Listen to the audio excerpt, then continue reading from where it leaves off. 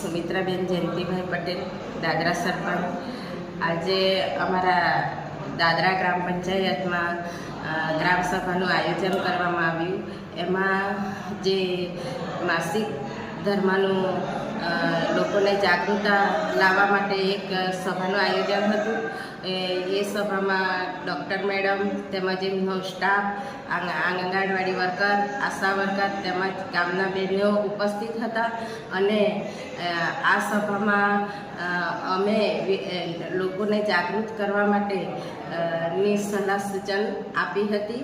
મેં દાદરા પટેલના દરેક બાલિકાને મેં સલાહ સૂચન આપું કે જ્યારે પણ આપણે માસિક ધર્મ આવે ત્યારે એવી સ્વચ્છતા કેવી રીતે જાળવી રાખવાની એમના માટે આપણે પ્રોત્સાહિત થવાનું અને ગામના આજુબાજુ બહેનો હોય એ લોકોને બી સલાહ સૂચન આપવાનું અને આપણે સ્વચ્છતા જાળવી રાખીએ તો આપણે બીમારીથી બી બચીએ, કેન્સરથી બી બચીએ અને આપણા હોસ્પિટલથી આશા વર્કર બહેનો ઘરે ઘરે ચેક કરવા માટે આવે ત્યારે આપણાને આ એક કેન્સરની બી એ લોકો આપણાને ચેક કરે તો આપણે જે પણ આપણાને પ્રોબ્લેમ હોય એ લોકોને હમણાં ખરેખર આપણે જે બતાવી દઈએ તો એ લોકો તાત્કાલિક આ સુવિધા કરે।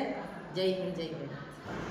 આજે અમે દાદરા પંચાયતમાં ગ્રામસભામાં મેન્સ્ટ્રુઅલ હાઇજીન પર થોડું લોકોને અવેરનેસ માટે આવેલા હતા। તો લોકોને થોડું એના વિશે કેવી રીતના તમે અમુક બીમારીઓ જે મેન્સ્ટ્રુઅલ હાઇજીન તમે ના રાખો, અનહાઇજીનિક રીતે તમે બધી સેનેટરી પેડ્સને આતે ડિસ્પોઝ કરો તો તેના વિશે થોડીક ઇન્ફોર્મેશન આપી।